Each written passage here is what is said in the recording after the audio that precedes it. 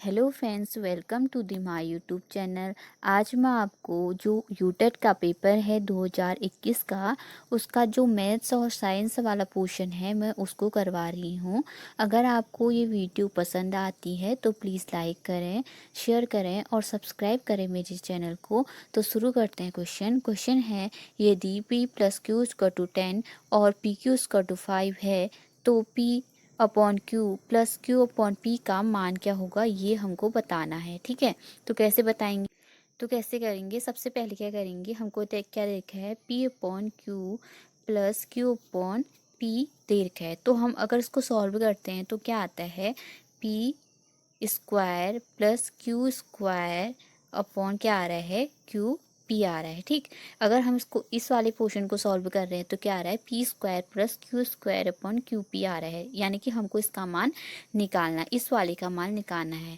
कहने का मतलब ये है। तो कैसे निकालेंगे, तो हमको फॉर्मूला पता है। कौन सा फॉर्मूला पता है, वो है क्या है, पी प्लस क्यू का होल स्क्वायर इक्वल टू क्या होता है, p square plus q square plus 2p Q होता है। ठीक है, ये होता है ना, p प्लस क्यू का होल स्क्वायर इक्वल टू क्या होता है, p square plus q square plus 2pq होता है।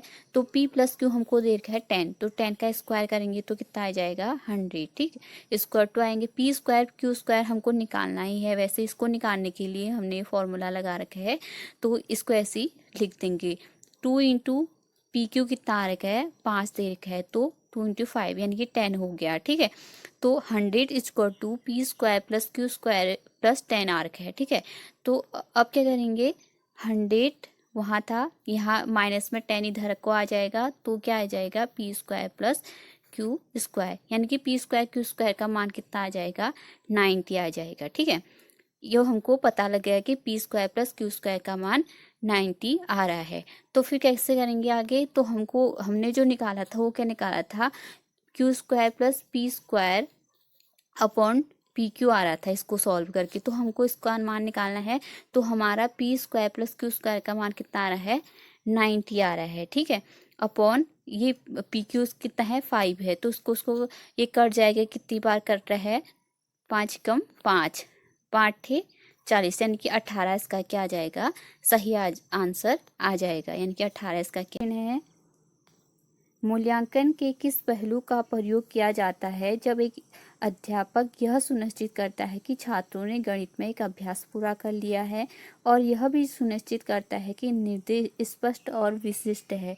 तो इसमें कौन सा होगा, वैधता, व्यावहारिकता, विश्वसनीयता और स्थिरता। ठीक है, तो इसका जो सही आंसर है वो क्या है, वैधता। क्या है इसका सही आंसर है, वैधता हो जाएगा इसका सही आंसर, ऑप्शन नंबर 1। ठीक है, आगे क्वेश्चन है, एक छात्र गणित सीखने में कठिनाई महसूस करता है, उसके अधिगम से संबंधित समस्याओं के समाधान का सबसे सही उपचार क्या है। ठीक है, इसमें पूछ रखा है कि एक छात्र क्या करता है, कठिनाई महसूस करता है गणित में। ठीक है, तो इसका समाधान जो है कैसे करेगा, ठीक है, टीचर कैसे करेगा ये पूछ रखा है। तो कठोर परिश्रम के लिए सुझाव देकर, ये तो वो हो जाएगा, कठोर परिश्रम तो बच्चों को देना ही नहीं होता है। ठीक है, ये तो गलत हो जाएगा। ठीक, दूसरा है पुस्तकालय में परिवेशिक अध्ययन, ये भी गलत हो जाएगा। निजी शिक्षण के लिए सुझाव, यानी कि ट्यूशन तो हम पढ़ा ही नहीं सकते। ठीक है, उसको, ठीक है, डी हो जाएगा। निदानात्मक शिक्षण, तो निदानात्मक शिक्षण में क्या होता है कि हम डायग्नोज करते हैं कि बच्चे को क्या प्रॉब्लम है और क्यों प्रॉब्लम है, उसको डायग्नोज किया जाता है। तो उसका सही जो आंसर होगा, ऑप्शन नंबर डी हो जाएगा। ठीक है, आगे क्वेश्चन है, गणित शिक्षण में अन्वेषणात्मक रणनीति के प्रयोग का मूल उद्देश्य क्या होता है, यानी कि ह्यूरिस्टिक स्ट्रेटजी क्या होते हैं, ये पूछ रखा है। तो छात्रों को वैज्ञानिक विधि से सिखाने का प्रशिक्षण देना, छात्रों को अवलोकन कौशल का प्रशिक्षण देना, छात्रों में आत्मविश्वास बढ़ाना, तो छात्रों का स्मृति स्तर बनाना। तो तो इसमें क्या होता है, जो ह्यूरिस्टिक मेथड है इसमें क्या होता है, ह्यूरिस्टिक मेथड में क्या होती है कि बच्चों को दिया जाता है कि वो कुछ करे, अपने हाथ से करे। तो इसमें जो सही आंसर हो जाएगा वो हो जाएगा ऑप्शन नंबर 1 कि क्या हो जाएगा, छात्रों को वैज्ञानिक विधि से सिखाने का प्रशिक्षण देना, यानी कि वो खुद खोज कर सके, ऐसी इसमें सिचुएशन बनाई जाती है। ठीक है, इस मेथड में। तो उसका जो सही है ऑप्शन नंबर 1 है। ठीक है, आगे क्वेश्चन है, एक सपाट सतह जो सभी दिशाओं में अनिश्चित रूप से बढ़ती है वह क्या कहलाती है।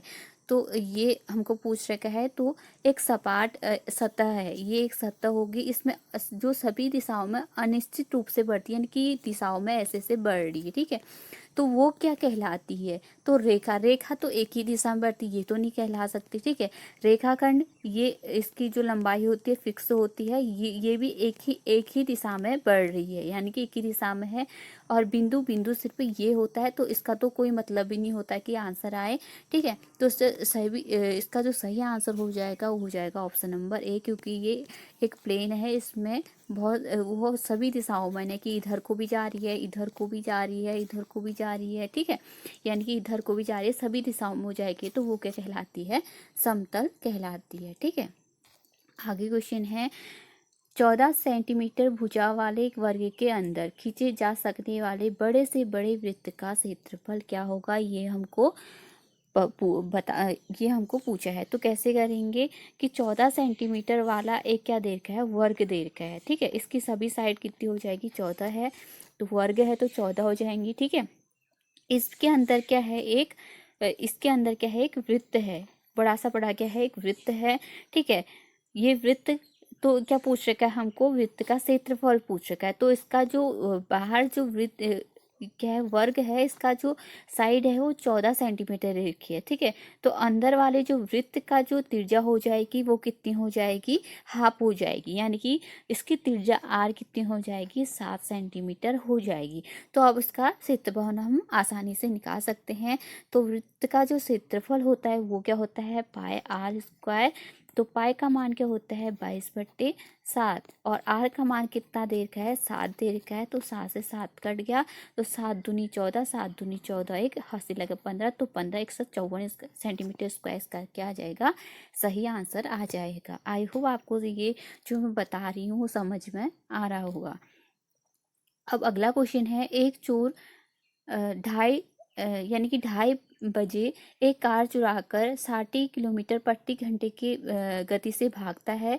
चोर का पता 3 बजे पर लगता है और कार मालिक दूसरी कार से 75 किलोमीटर प्रति घंटे से उसका पीछा करता है। वह चोर कब पकड़ा जाएगा। जब आपको ऐसे क्वेश्चन कोई दे हो, या यानी कि इसमें चोर और, जब तक चोर और पुलिस मिलेंगे, यानी कि मिलने की घटना होगी, तो वहाँ पे क्या होगा, हम सापेक्ष चाल निकालते हैं, उसकी सापेक्ष चाल को ज्ञात करते हैं। ठीक है, तो चोर कितने बजे भागा, तो चोर भागा 2:30 बजे। लेकिन पुलिस को कब पता चला, यानी पुलिस ने कब भागना शुरू किया, 3 बजे से भागना शुरू किया। ठीक है, तो चोर कितना भाग चुका होगा, इतने घंटे, इतने, यानी कि चोर यानी कि 60 क्या है, 60 किलोमीटर प्रति घंटे की चाल से जा रहा है ये, यानी कि एक घंटे में चोर कितना भाग जा रहा है, 60 किलोमीटर भाग जा रहा है, यानी कि 1 घंटे में वो 60 किलोमीटर की दूरी तय कर दे रहा है। ठीक है, तो इसके और इसके बीच का गैप कितना है, यानी कि चोर और पुलिस के बीच का जो गैप है, जो समय का गैप है वो कितना है, आधा घंटा। कितना है, आधा घंटा, यानी कि 2:30 बजे और 3 बजे, यानी कि आधा घंटे में एक्स्ट्रा भाग चुका होगा चोर कितना, आधा घंटे में एक्स्ट्रा भाग चुका होगा। तो 1 घंटे में वो 60 भाग रहा है, तो आधे घंटे में कितना भाग चुका होगा, 30 किलोमीटर वो भाग चुका होगा, 30 किलोमीटर भाग चुका होगा। तभी जब क्या करेगा, पुलिस 30 किलोमीटर आगे जाएगा उससे, तभी वो उसको क्या कर पाएगा, पकड़ पाएगा। ठीक है, यानी कि 30 किलोमीटर दूरी तय कर चुका है कौन, चोर तय कर चुका है 30 किलोमीटर की दूरी। ठीक है, तो इसकी अब सापेक्ष, अब इसको अब मैंने क्या कहा था, अगर मिलने की बात हो वहाँ पे क्या निकालते हैं, सापेक्ष चाल निकालते हैं। तो अगर दो जो जो अगर दो चीज़ें एक ही दिशा में जा रही हो तो उसकी सापेक्ष चाल को क्या करते हैं, घटा देते हैं, यानी सॉरी, उनकी सापेक्ष चाल कैसे निकालते हैं, उनकी चालों को क्या करते हैं, घटा देते हैं। अगर दो चालें विपरीत दिशा में आ रही हो तो उसको क्या करते हैं, उन दो चालों को जोड़ देते हैं, तो उसकी सापेक्ष चाल निकाल जाती है।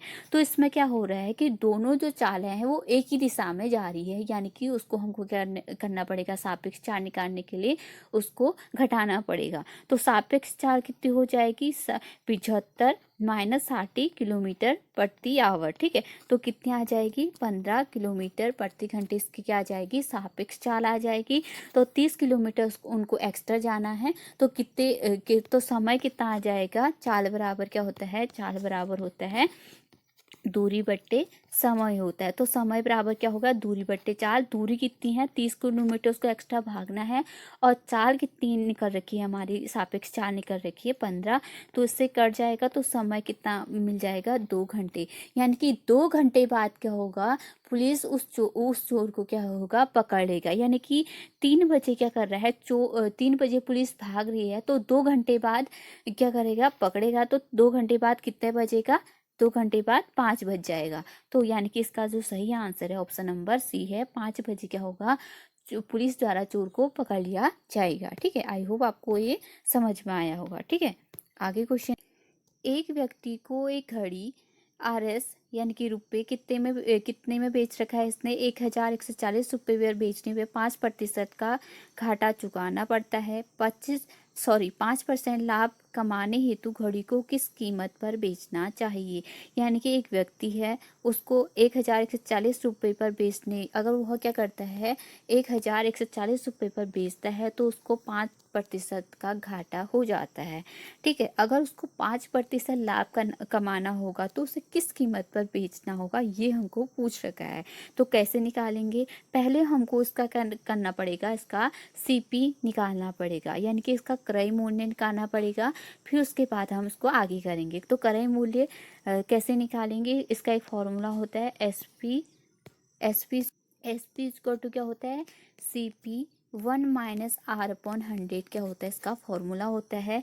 तो हमको क्या दे रखा है, SP दे रखा है, यहाँ से CP निकालेंगे। R है 5, माइनस इसलिए लगाया क्योंकि उसको लॉस हो रहा है। ठीक है, तो उसको सॉल्व करते हैं। तो 1140 equal to CP equal to कितना आएगा, 1 माइनस कितना आएगा, R कितना है, 5/100, ये इससे कट जाएगा, 5 दूनी 100, यानी कि 1 माइनस 1/20 आ गया। ठीक है, आगे इसको सॉल्व करेंगे तो कितना आएगा, 1140 इक्वल टू कितना आएगा, CP वो कितना था, 1 माइनस 1/20 आ रहा था, इसको सॉल्व करके कितना आ जाएगा, 19/20 आ जाएगा। ठीक है, अब यहाँ इसको गुणा करेंगे, इसको भागा में ले जाएंगे। तो ठीक है, तो CP इक्वल टू कितना आ जाएगा, CP इक्वल टू कितना आएगा, 1140 इंटू 20/19 आ जाएगा। ठीक है, तो इसको सॉल्व करके कितना आ रहा है हमारा, 19 से कितनी बार कटता है, 19 से कटेगा ये 60 बार। ठीक है, अब उसको गुणा करके कितना आ रहा है, 1200, यानी कि CP, यानी कि उसने खरीदा कितने में था, 1200 रुपये में उसने खरीदा था। अब इसको क्या करना है, लाभ कमाना है कितना का, 5% का लाभ कमाना है। तो हम वैसी उसी फॉर्मूले से फिर सॉल्व करेंगे। तो SP कितना हो जाएगा, इसका SP निकालेंगे, क्योंकि अभी हमको ये निकालना है, बेचने वाला निकालना है। तो CP कितना था, उसका कितना आया था, 1200 आया था। ठीक है, तो लाभ कमाना है तो प्लस हो जाएगा अभी 5/100, यानी कि 5 में इसको 5% का लाभ कमाना है। तो कितना आ जाएगा, ये 20, यानी कि 21/20 आ जाएगा। तो SP कितना आ जाएगा, SP इक्वल टू कितना आ जाएगा, 1200 इंटू कितना आएगा, 20 कितना आ रहा था वो, 105 भी लिख सकते हैं उसको, क्योंकि मैंने अभी काटा नहीं है। 105 अपॉन कितना आ जाएगा, 100 आ जाएगा। अगर हम इसको सॉल्व करते हैं, इसको काट दिया, इसको काट दिया। ठीक है, तो इसको सॉल्व करके कितना आ रहा है, इसको सॉल्व करके आ रहा है 1260, ये इसका सही आंसर हो जाएगा ऑप्शन नंबर D। ठीक है, आगे क्वेश्चन है, एक समांतर चतुर्भुज का एक आंतरिक कोण उसके सबसे छोटे कोण के दुगने से 30 कम है, तब इसका सबसे बड़ा आंतरिक कोण क्या होगा, ये हमको निकालना है। तो कैसे निकालेंगे इसको? समांतर चतुर्भुज आपको पता ही होगा, ऐसा होता है कुछ, ऐसा कुछ समांतर चतुर्भुज होता है। तो उसको समांतर चतुर्भुज के जो प्रॉपर्टीज है वो आपको क्या होनी चाहिए, आनी चाहिए। ये समांतर चतुर्भुज है तो क्या होता है, इसके आमने सामने के कोण क्या होते हैं, बराबर होते हैं। ठीक है, यानी कि x है तो ये x होगा, ये y है तो ये y होगा। ठीक है, और इसकी जो आसन्न जो कोण है उनका जो योग होता है वो कितना होता है, 180 डिग्री होता है। ठीक है, यही इसमें यही प्रॉपर्टी इसमें काम आ रही है अभी। ठीक है, तो इसमें मैंने क्या मान रखा है, y कोण क्या है, बड़ा कोण है ये माना है, और छोटा कोण क्या है इसका मैंने मान रखा है x कोण का छोटा है ऐसा मैंने मान रखा है, y कोण का बड़ा है ये मैंने मान रखा है। ठीक है, तो कैसे सॉल्व करेंगे, इसने क्या कह रहा है क्वेश्चन में, सबसे छोटे कोण यानी कि इसका सबसे बड़ा कोण y कितना दे रखा है, आंतरिक कोण का मतलब है कि अंदर बना हुआ कोण।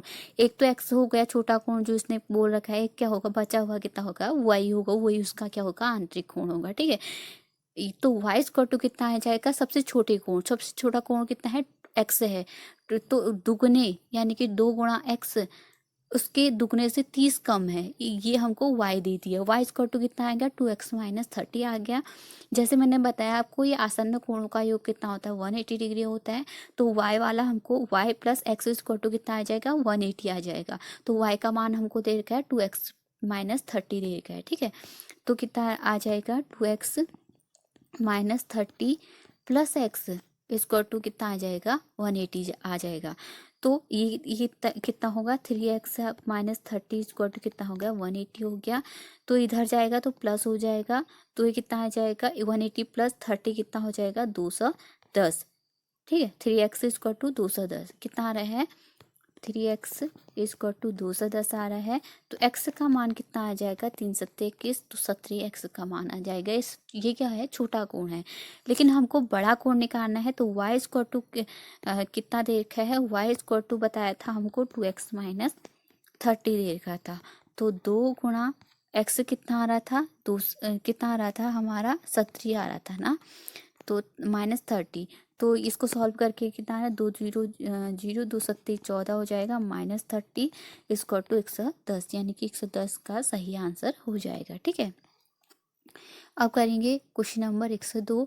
क्या दे रखा है, यदि एक घन की प्रत्येक भुजा 3 गुना कर दी जाए तो उसका आयतन कितना बढ़ेगा, ये हमको पूछ रखा है। तो उसको कैसे सॉल्व करेंगे, माना घन की भुजा कितनी है, ए है, माना हमने क्या मान रखा है, इसकी घन की भुजा कितनी है, ए है। तो घन का इसका आयतन कितना हो जाएगा, ए क्यूब हो जाएगा। आयतन कितना हो जाएगा, इसका वॉल्यूम कितना हो जाएगा, ए क्यूब हो जाएगा। ठीक है, लेकिन क्या कह रखा है क्वेश्चन में कि इसकी जो भुजा है उसको 3 गुना कर दिया, यानी कि यानी कि इसकी साइड कितनी हो जाएगी घन की, 3a हो जाएगी। तो उसका वॉल्यूम कितना हो जाएगा, 3a का होल क्यूब हो जाएगा, यानी कि कितना आ जाएगा, 27a क्यूब आ जाएगा इसका। ठीक है, 27a क्यूब आया इसका।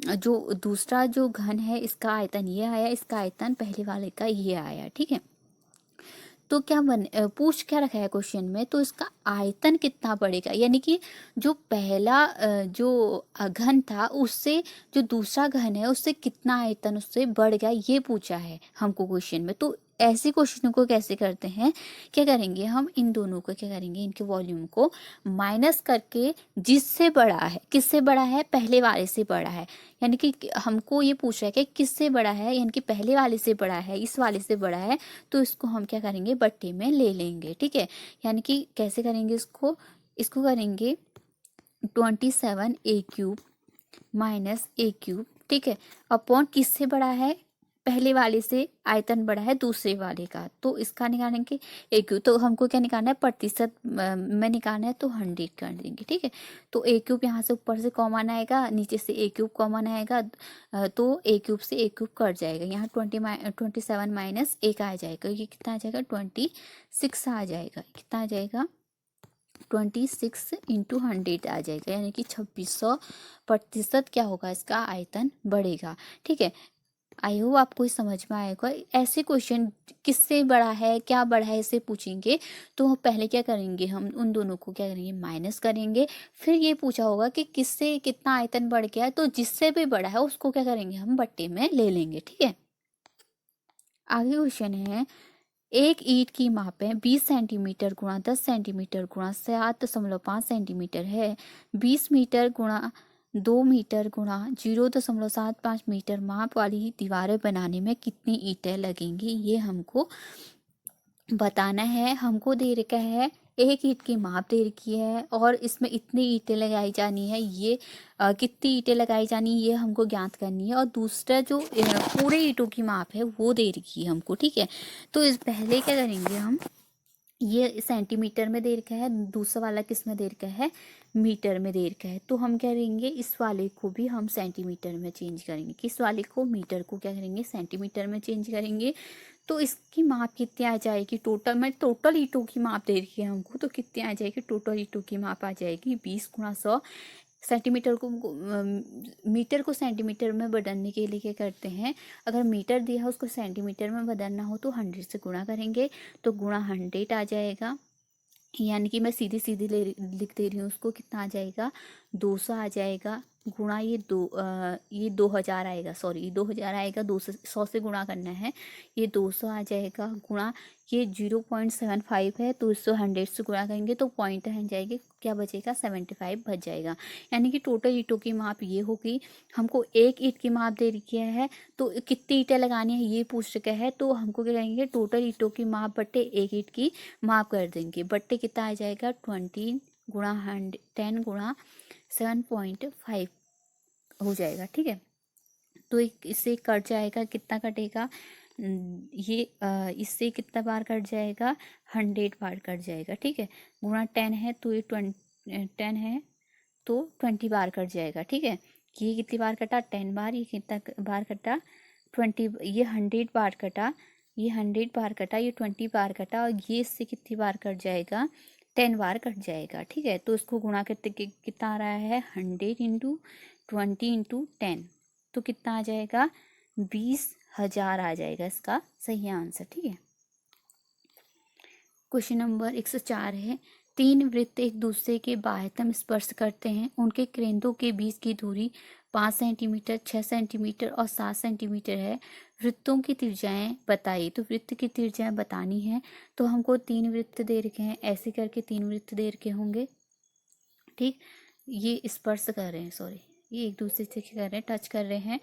तो इनके केंद्र के बीच की दूरी है 5 सेंटीमीटर, 6 सेंटीमीटर, यानी कि इसके केंद्र और इसके केंद्र, इसके यानी कि इसके केंद्र के बीच की दूरी दे रखी है, इसके केंद्र के बीच की दूरी रखी है, इन दोनों के केंद्र की और इन दोनों के केंद्र के बीच की दूरी दे रखी है। तो हमको बताना है कि इनकी त्रिज्याएं क्या होंगी। अगर हम इसको बांटें, अगर क्या करें हम, सबसे पहले क्या करें, अगर हम 7 को बांटते हैं तो 7 को बांटने से हमको, अगर हम यहाँ 4 लेते हैं, 4 सेंटीमीटर, यहाँ 3 सेंटीमीटर लेते हैं, तो हमको यहाँ भी 3 सेंटीमीटर बढ़ाना होगा। ये देखिए, यानी कि 3 सेंटीमीटर यहाँ बढ़ाने के लिए हम क्या करेंगे, यहाँ को 5, अगर हम 5 को यहाँ पे बांटते हैं तो 3 यहाँ आ जाएगा, 5 यहाँ आ जाएगा। ठीक है, तो क्या आ जाएगा, अब 6 को बांटते हैं तो 4 यहाँ आ जाएगा, 2 यहाँ आ जाएगा, यानी कि केंद्र की पूछ की दूरी यहाँ पर 6 आ गई, और इस वाले की में कितने आ गई, 7 आ गई, और इस वाले में 5 आएगी। इनकी सही बैठ रहा है, तो इनकी त्रिज्याएं कितनी हो जाएंगी, 4 सेंटीमीटर, 3 सेंटीमीटर और 2 सेंटीमीटर। इनकी क्या आ जाएगी, 4, 2 और 4, 2 और कितनी आ रही है इनकी सेंटीमीटर, 4, 2 और 3 आ रहे हैं, तो इसका सही आंसर हो जाएगा ऑप्शन नंबर 1। ठीक है, आगे है 105वां क्वेश्चन है, 2/5, 3/10 और 4/15 का लॉग क्या होगा, ये हमको बताना है। तो कैसे बताएंगे, तो ऐसे क्वेश्चनों को क्या करते हैं, पहले अगर लॉसा निकालना है और कोई संख्याएं जो है भिन्न में दे रखी है, तो क्या करेंगे, लॉसा निकालने के लिए ऊपर वाले का क्या करेंगे, लॉसा निकालेंगे, और नीचे वाले का क्या करेंगे, मौसा निकालेंगे। अगर इसका उल्टा दिया हो, अगर मौसा निकालना हो तो क्या करेंगे, जो अंश वाला है उसको क्या करेंगे, मौसा निकालेंगे, और जो हर वाला है उसका क्या करेंगे, लॉसा निकालेंगे। ठीक है, लेकिन हमको यहाँ पर एलसीएम निकालना है, तो क्या करेंगे, जो अंश वाला है उसका लॉसा निकालेंगे, और नीचे वाले का क्या करेंगे, मौसा निकालेंगे, यानी कि एचसीएफ निकालेंगे। ठीक है, तो ऊपर वाले का जो एलसीएम आ जाएगा, कितना आ जाएगा, 2 3 4 है तो उसमें सीधे गुणा कर लेते हैं इनको, कितना आ रहा है इसका लौसा आ जाएगा 2 3 4 है तो लौसा कितना आ जाएगा 2 एकम 2 2 दूनी 4 और ये 3 है तो 3 और ये फिर 2 बार करेगा तो कितना आ जाएगा 2 दूना 4 4 तियाँ 12 12 कितना आ जाएगा लौसा आ जाएगा। ऊपर तो ये आ गया। अब नीचे क्या निकालना है, मौसम निकालना है यानी कि 5 10 और 15 का क्या निकालना है, मौसम निकालना है। यानी कहने का मतलब है जो मौसम है वो क्या है, एचसीएफ है वो क्या है, उसमें क्या करते हैं जो बड़ी ऐसी संख्या जिससे इन तीनों में क्या करे भाग चले जाए वो उसका क्या होता है एचसीएफ होता है। यानी कि इसमें किन किन का भाग जा रहा है तो 5 का जाएगा, 5 से 5 एक बार कटेगा, 10 का 10 में 2 बार कटेगा 5 से, और 15 कटेगा 3 बार 5 से। तो इसका जो एचसीएफ आ जाएगा 5। तो इसका सही आंसर आ जाएगा डी वाला 12/5 इसका क्या आ जाएगा सही आंसर आ जाएगा। क्वेश्चन नंबर है 106। दो वृत्तों पर खींची गई अधिक से अधिक उभयनिष्ठ स्पर्श रेखाओं की संख्या बताइए जबकि दोनों वृत्त एक दूसरे से बाह्यतम स्पर्श करते हैं। ये बता रखा है, क्या बोल रखा है कि दो वृत्त है, ऐसा बोल रखा है कि दो वृत्त हैं। कैसे हैं, ऐसे वृत्त दो हैं, ठीक। उभयनिष्ठ यानी कि दोनों में ऐसी रेखा करनी है हमको जो दोनों को क्या करे टच करे, ठीक है। वही क्या उसको ही क्या करते हैं उभयनिष्ठ बोलते हैं, यानी कि दोनों को टच करनी चाहिए, एक को नहीं करनी चाहिए, दोनों को करनी चाहिए। इसको हम उभयनिष्ठ नहीं कह सकते, ठीक है, क्योंकि इस वाले वृत्त को ही टच कर रही है, इसको भी नहीं कह सकते, ठीक है। अगर हम ऐसे खींचे तब ये एक रेखा ये बन जाएगी जो क्या करेगी इसको भी टच कर रही है, इसको भी टच कर रही है।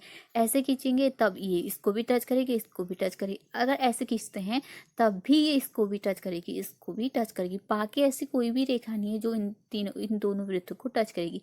यानी कि एक रेखा ये, दो ये और तीसरी रेखा ये, यानी कि 3 रेखाएं ऐसी हो जाएंगी जो इन दोनों वृत्तों को टच करेंगी, ठीक है। क्वेश्चन नंबर 7 है, निम्नलिखित एक पाई चार्ट दे रखा है हमको ये, ठीक है। पाई चार्ट ये दे रखा है हमको और इसके बेस पे हमको क्वेश्चन बनाने हैं, ठीक है। तो क्वेश्चन देखते हैं, पहला वाला क्या है, कुल पर्यटकों की संख्या दे रखी है हमको 20 लाख। तो संयुक्त राज्य अमेरिका और जापान से आने वाले पर्यटकों की संख्या में कितना अंतर है ये हमको बताना है। तो हमको कुल पर्यटक दे रखे हैं 20 लाख, ठीक है। तो संयुक्त राज्य अमेरिका से 40% आते हैं, कितना आता है 40% आते हैं। तो 20 लाख का 40%, 20 लाख का, मैंने इसको पूरा लिखा नहीं है, 20 सीधे लिखती हूँ मैं 20 लाख, क्योंकि लाखों में ही आंसर आ रहा है तो हमको इसको 0 0 बढ़ाने से कोई मतलब ही नहीं है, ठीक है। सीधे सीधे कट जाएगा और लाख में ही आंसर आना है तो इसको 0 लिख के कोई फायदा होने वाला नहीं है, तो सीधे करते हैं इसको, ठीक है। तो 20 लाख का 40% कितना आ जाएगा, कितना आ जाएगा, इससे कट गया तो कितना आ जाएगा, कितना आ रहा है 8 लाख। यानी कि संयुक्त राज्य अमेरिका से कितने आ रहे हैं 8 लाख पर्यटक आ रहे हैं, ठीक है। अब जापान से कितने आ रहे हैं, जापान में आ रहे हैं 30, यानी कि 20 का 30%, 20 लाख का 30%, ठीक। तो उसको ये हल करके कितना आ रहा है 3 दूना 6 लाख। संयुक्त राज्य अमेरिका किससे कितने आ रहे थे 8 लाख आ रहे थे, और जापान से कितने आ रहे हैं 6 लाख आ रहे हैं। तो क्या अंतर निकालना है, तो 8 - 6 लाख कितना हो गया 2 लाख क्या है यहाँ से आएंगे, यानी कि जापान और अमेरिका से आने वाले पर्यटकों का अंतर कितना हो जाएगा 2 लाख हो जाएगा, ठीक है। आगे क्वेश्चन है, यदि ब्रिटेन से आने वाले पर्यटकों की संख्या दुगनी हो जाती है जबकि कुल पर्यटकों की संख्या समान रहती है तो ब्रिटेन के पर्यटकों के लिए नया कोण क्या होगा, ये हमको पूछा है। तो इस वाले क्वेश्चन को कैसे करेंगे, इस वाले क्वेश्चन को करने के लिए तो ब्रिटेन से कितने आ रहे हैं, ब्रिटेन से आ रहे हैं 10%, कितने आ रहे हैं ये आ रहे हैं ना 20, 1 मिनट रखिए।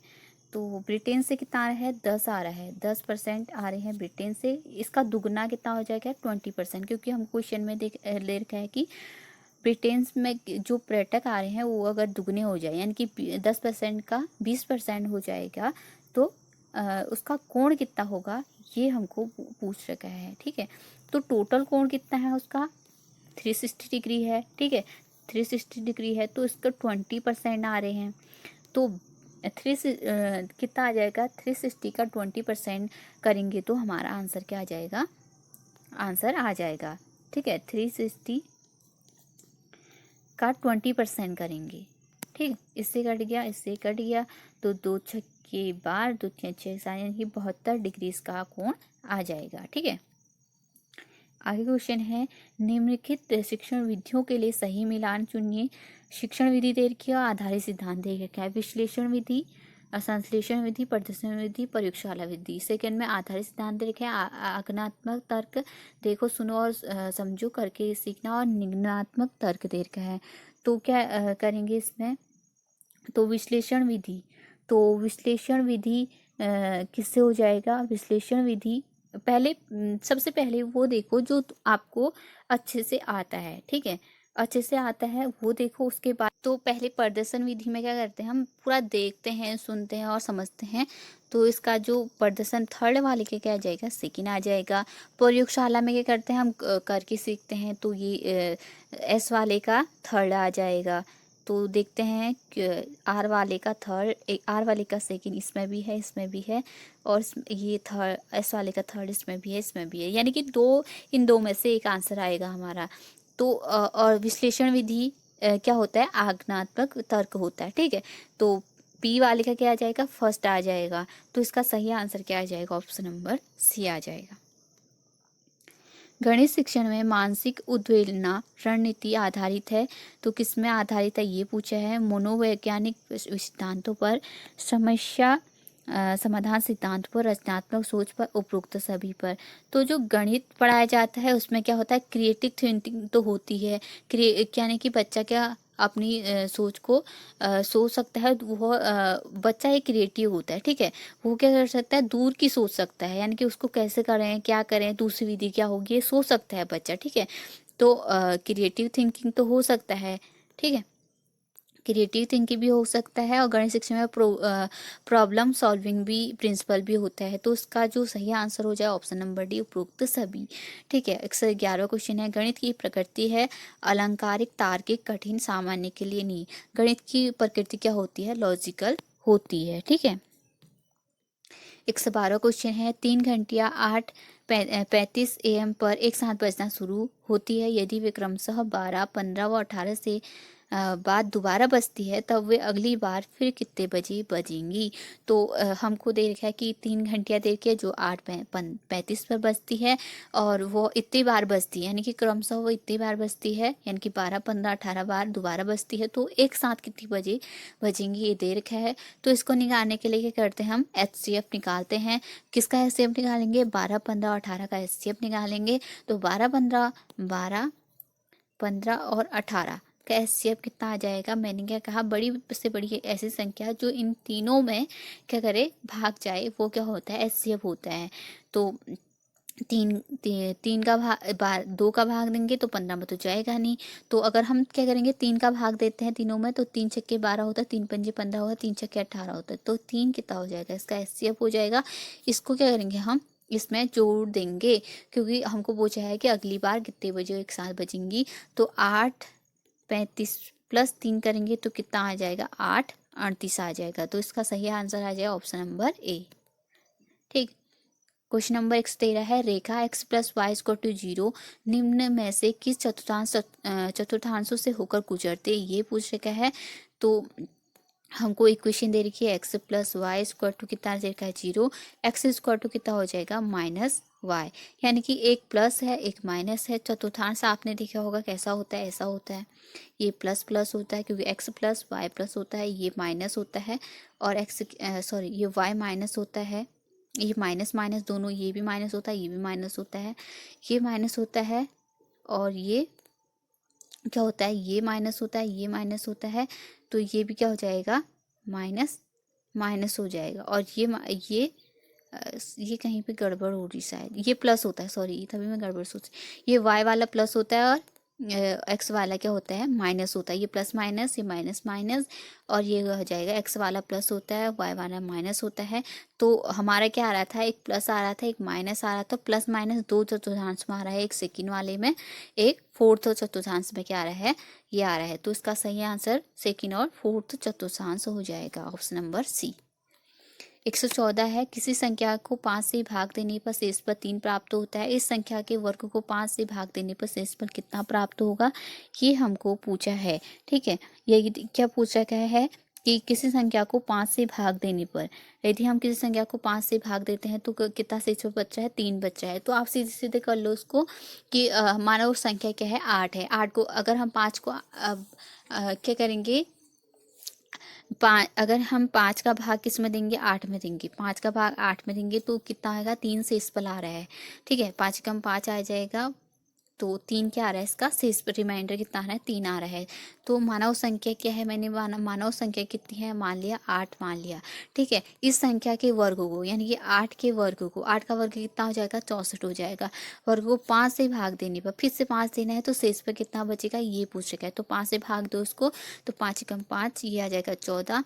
तो 5 एकम 5, 5 दूना 10, यानी कि 10, यानी कि 3, शेष पर कितना आ रहा है, 3 आ रहा है। तो इसका सही आंसर कितना आ जाएगा, कहीं गड़बड़ हो रही क्या इसमें, कितना आ रहा है, 64 आ रहा था ना, 64 आ रहा था हमारा, और उसको 5 से भाग देना है। तो 5 कम कितना हो जाएगा, 5, ये कितना आ जाएगा, 14। तो 5 दूना कितना आ जाएगा, 10, सॉरी यहाँ पे घटाने में गड़बड़, तो 4 इसका क्या आ रहा है, शेष पर आ रहा है। तो ऑप्शन नंबर 4 इसका क्या आ जाएगा, सही आंसर आ जाएगा। 115 है, यदि 40% लोग अखबार एक्स, 50% अखबार वाई और 10% लोग दोनों अखबार पढ़ते हैं, तब कितने प्रतिशत लोग इनमें से कोई भी अखबार नहीं पढ़ता है, ये हमको क्वेश्चन दे रखा है। तो इसको क्या करेंगे, एक्स 40% पढ़ते हैं, X% लोग अखबार, एक्स जो अखबार है उसको 40% पढ़ते हैं, और वाई जो अखबार है उसको 50% पढ़ते हैं। ठीक है, इन दोनों को 10% पढ़ते हैं। तो इसको कैसे सॉल्व करेंगे, इसमें क्या करेंगे, ये 10% है। ठीक है, 10% क्या कर रहे हैं, ये एक्स है माना, ये वाई है।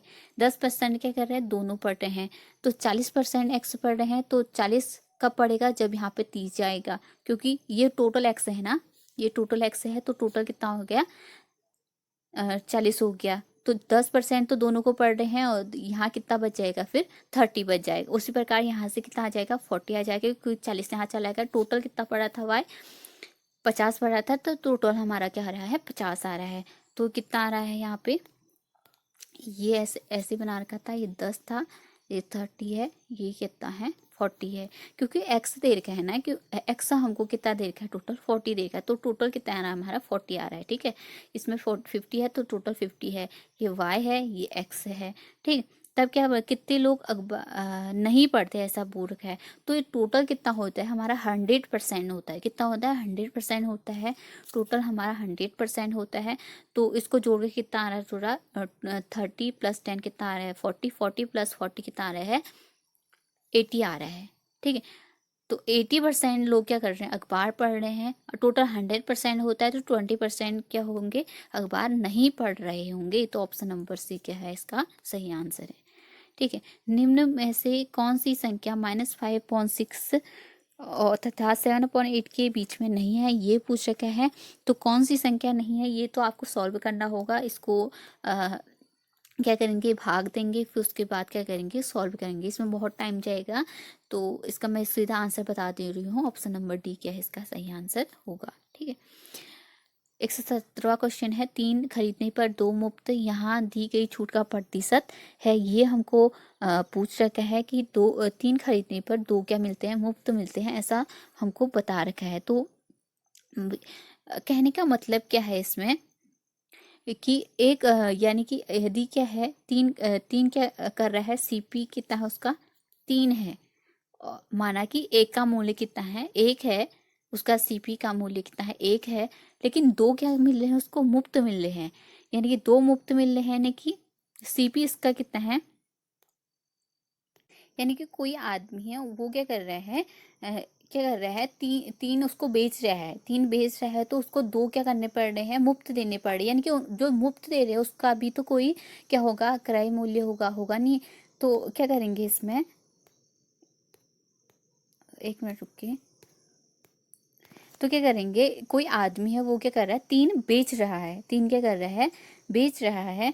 तो बेच रहा है वो, ठीक है, और दो उसको क्या कर रहे हैं, मुफ्त मिल रहे हैं। तो उसका सीपी कितना हो जाएगा, सीपी उसका जो खरीदा उसने, यानी कि दो दो तीन तो उसने खरीदे होंगे दूसरे आदमी से, और दो उसने और भी खरीदे होंगे, तो टोटल कितने हो जाएंगे, 5 हो जाएंगे। तो बेचेगा कितना वो, तीन ही तो बेचेगा। एसपी कितना, बेच तो तीन ही रहा है, तो उसका क्रय मूल्य, सॉरी उसका वो जो विक्रय मूल्य हो जाएगा, सीपी हो जाएगा और 3 हो जाएगा, क्योंकि बेच वो सिर्फ 3 रहा है, खरीदे कितने उसने 5, ठीक है, खरीदे 5 थे, बेच कितना रहा है, बेच रहा है 3 ही। तो इसका सीपी एसपी हमको पता लग गया, तो छूट हमको मिल जाएगी।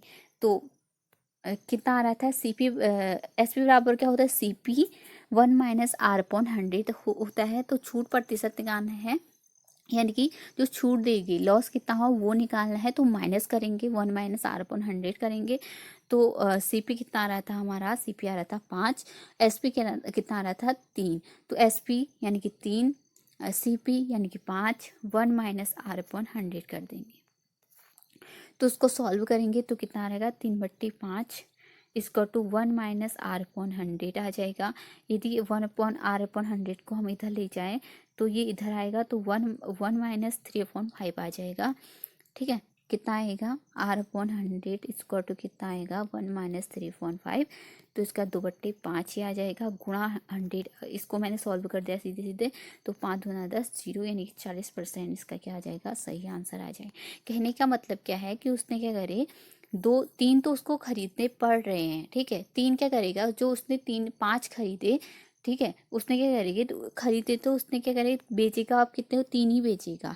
उसको दो क्या करने पड़े, मुफ्त देने पड़े। लेकिन खरीदे किसने, उसने 5 खरीदे थे, लेकिन मुफ्त की वजह से उसको बेचने कितने पड़ रहे, 3 बेचने पड़ रहे, ठीक है। उसको भी हम क्या करेंगे, जोड़ेंगे, ठीक है। क्वेश्चन नंबर 118 है, यदि एक घंटे का y% 1 मिनट 12 सेकेंड है तो y का मान कितना होगा, ये निकालना है। तो कैसे करेंगे, एक घंटे का y%, एक घंटे का, ये मिनट में हमको आंसर दे रखे हैं, तो हम सबसे पहले घंटे को किस में कर रहे हैं, मिनट में चेंज कर दे रहे हैं। तो एक घंटे में 60 मिनट, तो 60 मिनट का y% बट्टे 100 करेंगे। इसको टू कितना है, 1 मिनट 12 सेकेंड, 12 सेकेंड को मिनट में चेंज करने के लिए क्या करेंगे, 12/60 करेंगे, ठीक है। 12 क्या करेंगे, 60 करेंगे, ठीक है। मिनट में आ जाएगा, तो इसको सॉल्व करेंगे तो y यहाँ से क्या आ जाएगा, हमारा आंसर आ जाएगा। तो y, तो इसको कितना आ रहा था, 60 मिनट इंटू y/100, इसको तो कितना आ रहा था, 1 × 12/60 आ रहा था। तो ये से ये कट गया, तो और इससे ये कट गया, तो कितना आ रहा है, 6y² टू कितना आ रहा है, 12 मिनट आ रहा है। तो y² टू कितना हो जाएगा हमारा, 2 मिनट आ जाएगा, ठीक है। तो इसका सही आंसर हो जाएगा ऑप्शन नंबर बी।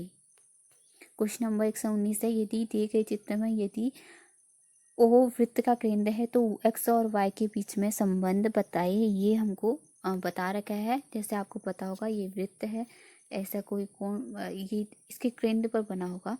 तो ये कोण और ये कोण, ये दुगना होता है इसका, ये दुगना होता है इस कोण का, ठीक है। ये आपको याद करना होगा, ये कोण जो होता है दुगना होता है इसका। तो उसी प्रकार जो ये कोण होगा इस कोण के दुगने के बराबर होगा, ठीक है। तो क्या करेंगे, ये कोण इस कोण के दुगने के बराबर होगा। तो ये कोण एक्स कोण कितना आ जाएगा हमारा, 360 - 2y आ जाएगा। x² टू कितना आ रहा है, x² आ रहा है 360 माइनस, तो इसको सॉल्व करेंगे तो x + 2y² टू कितना आ रहा है, 360। ये ऑप्शन नंबर डी इसका सही आंसर आ जाएगा। 120 क्वेश्चन है, यदि x z से 50% बड़ा हो और y z से 25% बड़ा हो तो x y से कितने % बड़ा होगा, ये निकालना है हमको, ठीक है।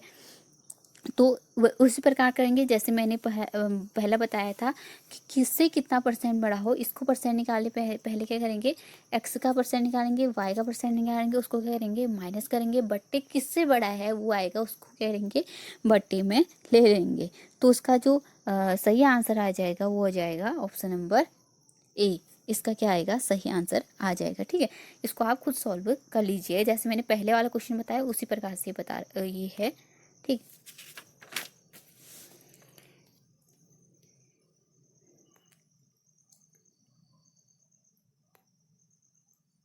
अब है क्वेश्चन नंबर 121, साइंस वाला क्वेश्चन है। निम्न में से कौन विद्युत धारा के प्रभाव का एक सर्वाधिक सामान्य उपयोग है? तो ये होगा विद्युत लेपन। इसका जो सही आंसर हो जाएगा ऑप्शन नंबर क्या आ जाएगा, डी। इसका सॉरी सी क्या आ जाएगा, सही आंसर आ जाएगा विद्युत लेपन, इसका सही आंसर है। दूसरा वाला है निम्न में से किसी घर्षण द्वारा आसानी से आवेशित नहीं किया जा सकता है? तो प्लास्टिक की रिफिल, ऊनी वस्त्र, फूला हुआ गुब्बारा, तांबे की छड़। तो इसका जो सही आंसर आ जाएगा ऑप्शन नंबर डी आ जाएगा। ये सारे 7th 8th और 6th 7th 8th की बुक में है। इसको आप क्या करेंगे, पढ़ लेंगे, आपके लिए बहुत ही यूज़फुल रहेगा। मैंने भी साइंस के कुछ टॉपिक करा रखे हैं, आप वहाँ से भी इसको पढ़ सकते हैं। ठीक है, 123वां क्वेश्चन है, फलों के मीठे स्वाद का कारण क्या है? तो जो इसका मीठे फलों का स्वाद का कारण होता है वो होता है फ्रैक्टोज। आगे वाला क्वेश्चन है, आग के उस भाग का नाम बताइए जो उसे विशिष्ट रंग प्रदान करता है? तो ये करता परिचारिका, इसका सही आंसर हो जाएगा। 125 है, रात्रि के आकाश में दिखाई देने वाला सबसे चमकीला तारा कौन सा होता है? ये होता है शुक्र, ये आपको पता ही होगा। ठीक है, अब अगला क्वेश्चन है, निम्न में से कौन सा एक संपर्क बल है? संपर्क बल मतलब कि हम एक दूसरे को से क्या कर रहे हैं, संपर्क कर रहे हैं, वो क्या हो जाएगा, संपर्क बल हो जाएगा। चुंबकीय बल क्या करते हैं, एक दूसरे के दूर होते हैं, इनके पास नहीं होते हैं, तो संपर्क बल हो नहीं सकता। दूसरा है गुरुत्वाकर्षण बल, ये भी नहीं हो सकता। स्थिर वैद्युत बल, ये भी नहीं हो सकता। तो ऑप्शन नंबर ए क्या पीसी बल इसका सही आंसर है। अब अगला क्वेश्चन है, द्रव अवस्था में परिवर्तित हुए बिना गैस से सीधे ठोस बनने की प्रक्रिया को क्या कहते हैं?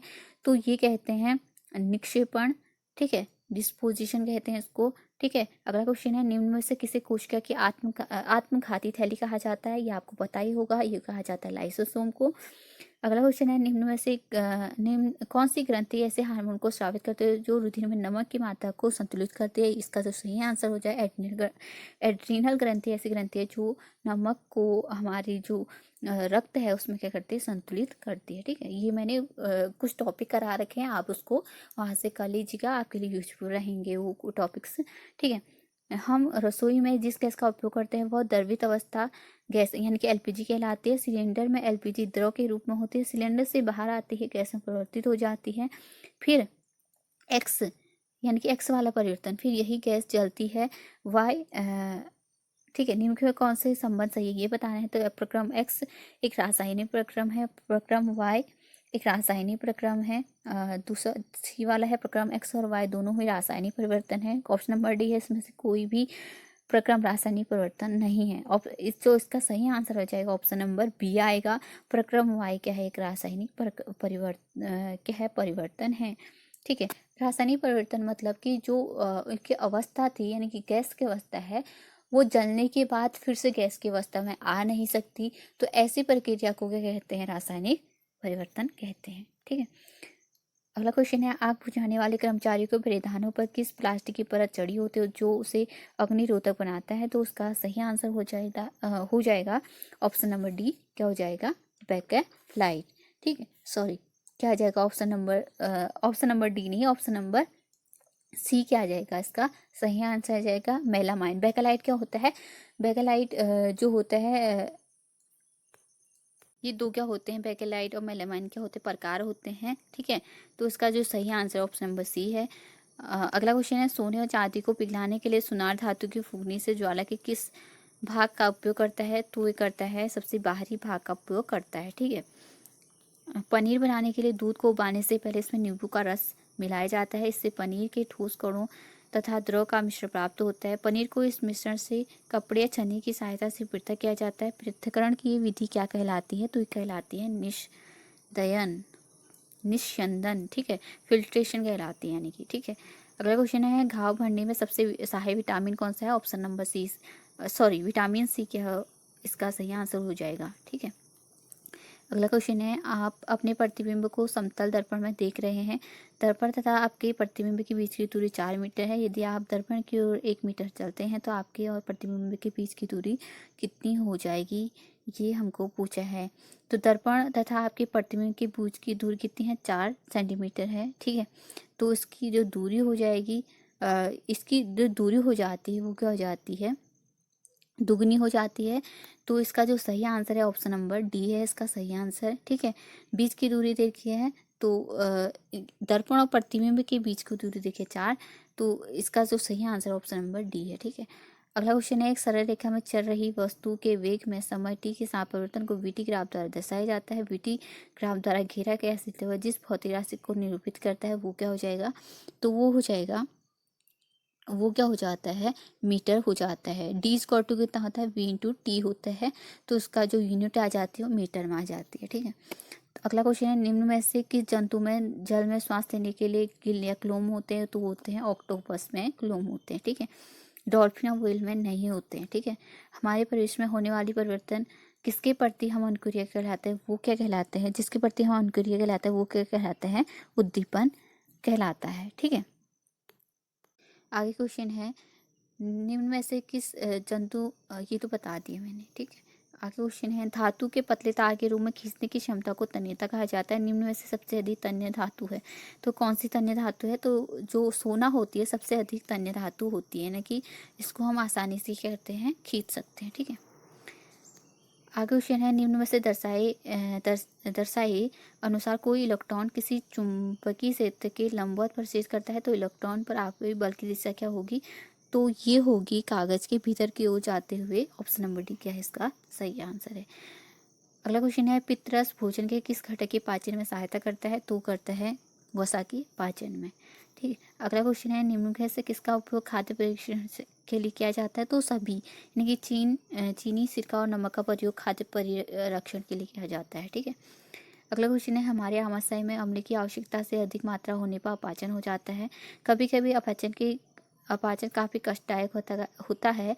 इस अपाचन से मुक्ति पाने में निम्नलिखित में से कौन सहायक होगा, तो हो जाए और ये इसका जो सही आंसर होगा ऑप्शन नंबर दूसरा मैग्नीशियम, ठीक। अगला क्वेश्चन है, सूक्ष्म जीवों द्वारा मृत पादपों पर क्रिया करने से बनने वाले उत्पाद का नाम क्या है, इसको कहते हैं ह्यूमस कहते हैं। अगला क्वेश्चन है, उच्च प्राथमिक स्तर पर विज्ञान सीखने का नीचे दिया गया है कौन सा उद्देश्य वांछनीय उद्देश्य नहीं है, ये हमको कौन सा वांछनीय उद्देश्य नहीं ये बताना है। तो आवश्यक प्रक्रिया कौशल अर्जित करना, प्रतियोगिता परीक्षाओं में अच्छा प्रदर्शन करना, वैज्ञानिक साक्षरता अर्जित करना, तार्किक सोच विकसित करना, तो ऑप्शन नंबर बी क्या है सही आंसर है, इसमें नहीं हमको पूछा है, ठीक। अगला क्वेश्चन है, विज्ञान शिक्षण की किस विधि में छात्र एक अन्वेषण के रूप में कार्य करता है, तो अन्वेषण के रूप में ह्यूरिस्टिक मेथड यूजफुल होती है, ठीक है। अगला क्वेश्चन है, निम्नलिखित में से कौन विज्ञान शिक्षण में पाठ्य सामग्री क्रियाएं हैं, ये पूछा गया, तो पाठ्य सहायक सामग्री होती है विज्ञान क्लब और विज्ञान मेला, यानी कि ऑप्शन नंबर ए क्या है इसका सही आंसर है। अगला क्वेश्चन है, निम्न वैज्ञानिक विधि का प्रथम चरण क्या है, वैज्ञानिक विधि का जो प्रथम चरण क्या होता है, समस्या का परीक्षण क्या होता है, वैज्ञानिक विधि का प्रथम चरण होता है, यानी कि ऑब्जर्वेशन ऑफ प्रॉब्लम। अगला क्वेश्चन है, जिन विद्यालयों में विज्ञान प्रयोगशाला की सुविधाएं उपलब्ध नहीं है उन विद्यालयों में प्रयोग कराने की सुविधा करने हेतु उपयोगी संसाधन है, कौन कौन से संसाधन है ऐसा पूछा गया है। तो अगर हमारे पास संसाधन नहीं है वैज्ञानिक विधि से करने के लिए, तो हमको किस विधि का प्रयोग करना पड़ रहा है, ये पूछ रहा है कि हमको किस प्रकार से उनको बता सकते हैं, तो विज्ञान किट की मदद से हम क्या कर सकते हैं उनको बता सकते हैं। अगला क्वेश्चन है, बार बार दोहराकर सत्यापित किया गया परीक्षण विज्ञान में क्या बन जाता है, तो वो बन जाता है तथ्य, यानी कि फैक्ट, ठीक है। ये मैंने विज्ञान और मैथ का जो पोर्शन है वो करवाया है। अगर आपको ये वीडियो पसंद आती है तो प्लीज़ लाइक करें, शेयर करें और सब्सक्राइब करें मेरे चैनल को।